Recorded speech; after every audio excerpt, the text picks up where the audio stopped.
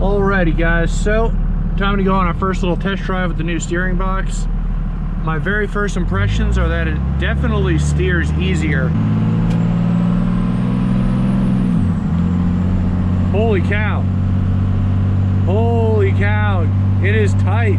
Good morning, and I hope everyone's having a great day. Today we're working on my 2001 Ram 3500, and we're going to be doing a steering box upgrade with the Redhead unit. So the reason for this is I went ahead and replaced all my ball joints and linkage. This is a two-wheel drive, by the way. However, they take the same box as the four-wheel drive, just so you are aware.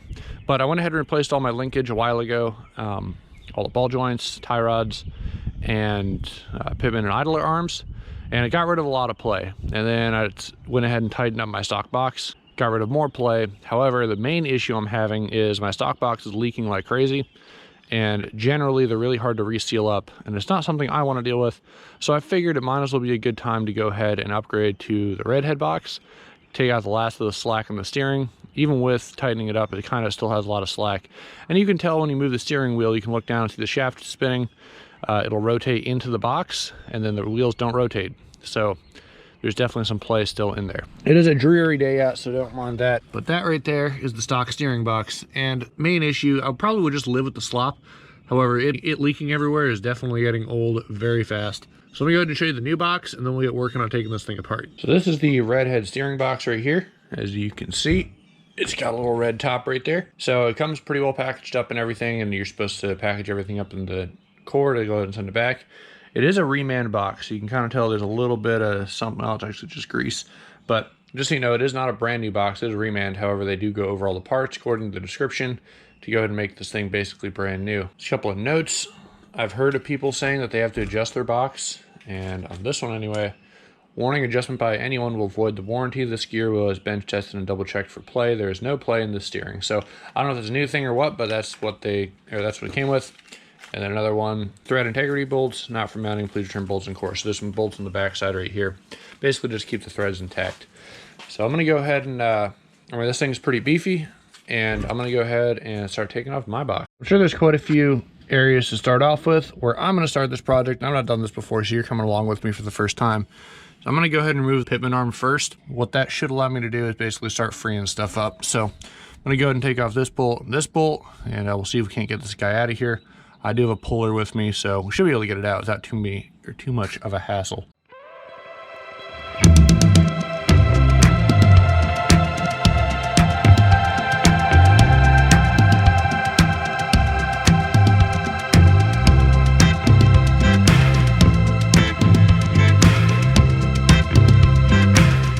All right, so this bolt and this bolt is off. I went ahead and pulled it down with a puller. I don't know how else you can really get it off. It's kind of a pain in the butt, but it's off now. This one's a 34 and this one's a 24. So just if you're curious, I think the next thing I'm gonna try and do, so we gotta get off the steering bolt, which is back there, and there's two power steering lines that run into this. So what I'm gonna try and do, because getting it from the top is kind of a pain in the butt, I'm gonna try and loosen the three bolts that hold this on the back side over here.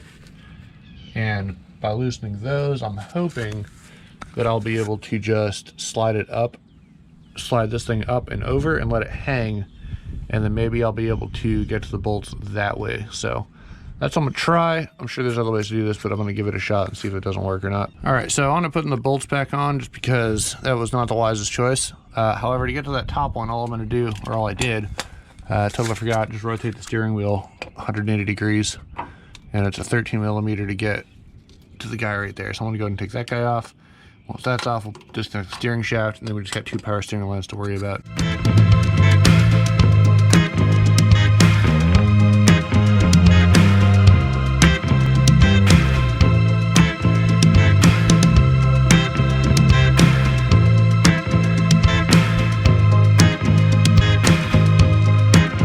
The three bolts that are holding the steering gearbox on are now out.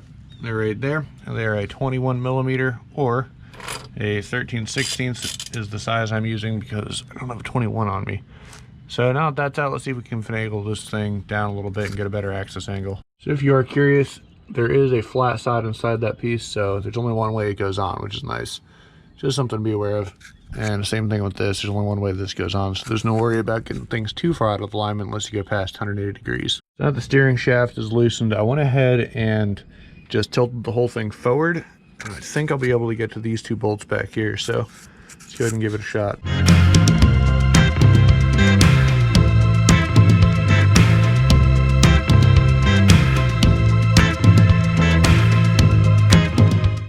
That actually worked out beautifully. Once this guy is done draining, I can go ahead and poke it out of the way, and we'll be able to get to that second power steering line right there. The problem is the pump is located physically lower than the power steering pump, so what I think is happening is just draining out the reservoir as well through that tube and then out there. So it is what it is, but making progress. So it looks like the first one stopped draining, so now to go ahead and pull off that second one up there. Also, something to note, you can see how far down this bolt is. And that would indicate that there is a lot of play in this box. Probably the original one. The further down that goes, basically the tighter the gears get, so something to note. Anyway, let's go ahead and pull off that one next. These are an 18mm, by the way, and I'm using this style wrench, and it seems to be doing the trick just fine.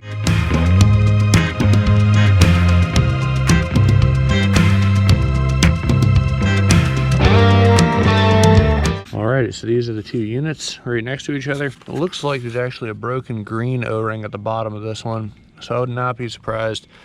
I'm pretty sure there's a black O-ring that came out, and then the one that I stuck on. So there might have been actually 3 O-rings in this, and it's very possible it was leaking. Mostly from this top bolt, or this top inlet. I did not realize that was in there. I thought I fished it out when I did this last, but evidently I did not. Not a huge deal. It was definitely leaking out of the bottom here, and this input shaft is also leaking. So this is the new unit right here. Obviously, as I showed you before, the Redhead. For anyone curious how the 4-wheel drive and 2-wheel drive steering boxes look next to each other, that's them. They're pretty much identical.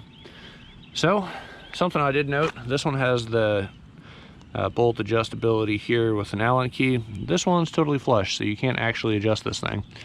Just something I thought was a little interesting. So go ahead and pop these guys off. And we got 2 more on the back side. And then we'll get this puppy installed. Should be pretty good. This came out pretty easily. So we just gotta get like these things off, and we'll get her slid up in there. Alright, so next thing we gotta go ahead and do, they're nifty enough to give us 2 new O-rings. That third one is for a different model. My truck only has the 2, so we're gonna use these 2 O-rings, stick them on either of those 2 ends right there.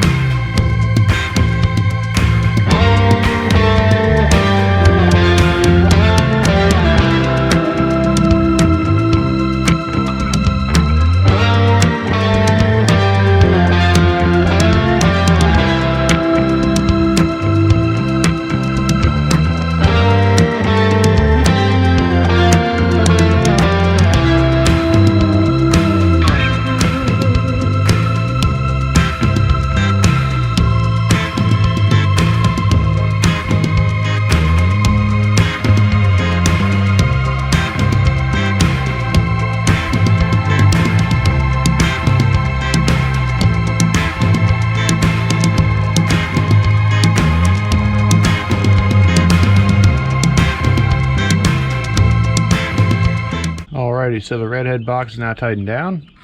As you can see, there she is in there. Good old made in the USA. So there is a bleeding procedure, and pretty much you got to jack up the front end, fill it up with fluid, and you twist it back and forth like 10 to 15 times. There's an instruction pamphlet I'll read off in a bit. However, I got more stuff to do involving the power steering system. Alright, so we're just about there. Went ahead and turns out things were actually in alignment. I was just hitting an air bubble and it was giving it problems. But we have about 4.5 turns from side to side. So basically this had to do this for about 15 to 20 times, which I've been doing. And that's lock one way, and then 1, 2, 3, 4, and a little bit more. That's locked the other way. So what it's doing is trying to get the air out of the system. Now, I've been keep topping off the power steering fluid. Make sure when you add it that the steering wheel's in the center. I added it when it was off to one side, and I guess it drops in the container or in the reservoir, and then it comes back up as you turn the wheel. So I spilled a little bit, but just something to be aware of.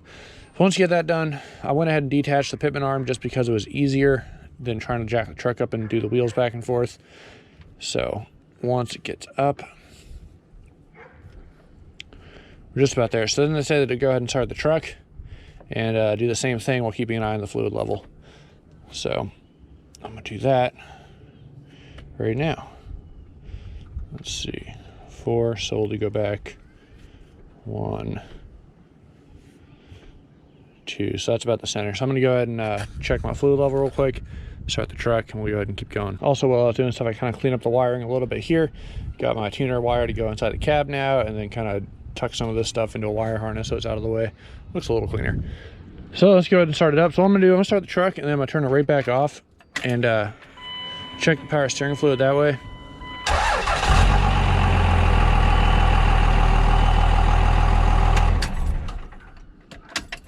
And then see what our level is at now.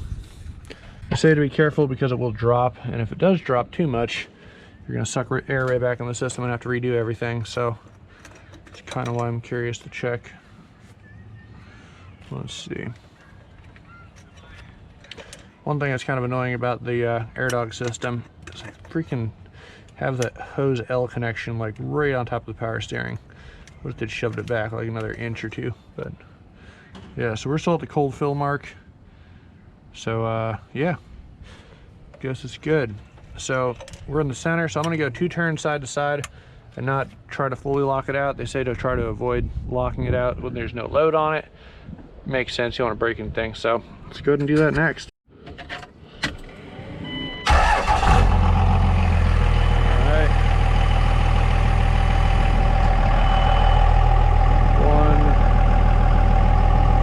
Two, 1,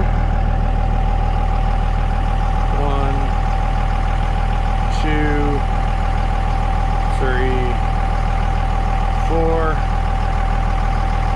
and then I'll just keep doing this 15 to 20 times. Alrighty guys, so time to go on our first little test drive with the new steering box. My very first impressions are that it definitely steers easier. I'm not gonna lie, I probably had air in the system prior, but it steers really easy right now, which is nice. Holy cow. Holy cow. It is tight. So I need to get an alignment still from doing the lift and messing around with the control arms, but like, holy shit. There's literally no play. Oh my gosh. Dude, I couldn't be more serious right now. Like, usually I'd be fighting it uphill, and I'm able to basically just steer in an actual curve and, you know, like not have to be steering that way to counteract the truck trying to roll around. Holy shit. This is great.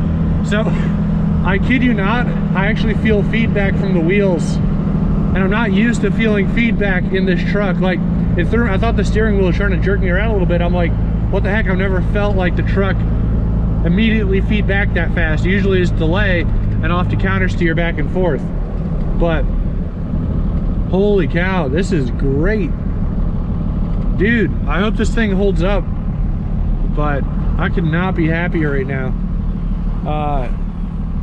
With the power steering leak I did have, I know for a fact that I had air in the system because I ran it dry once, I think almost twice, definitely once though, without realizing it was leaking. But wow, this is awesome.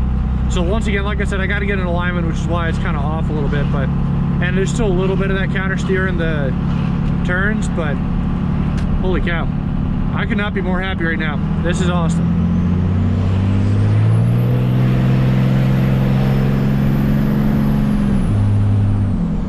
Woo.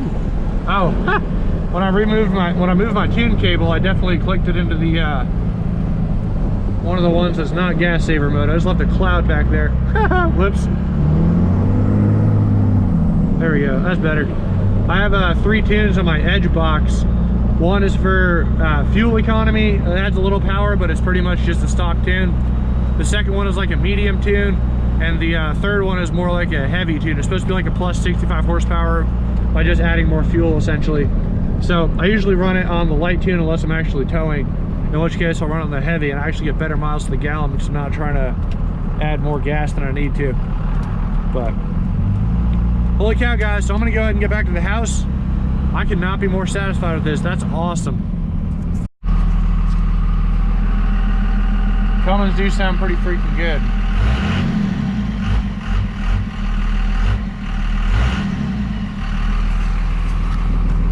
All right, enough acting foolish. So, guys, holy cow, I could not be happier with the Redhead steering box upgrade.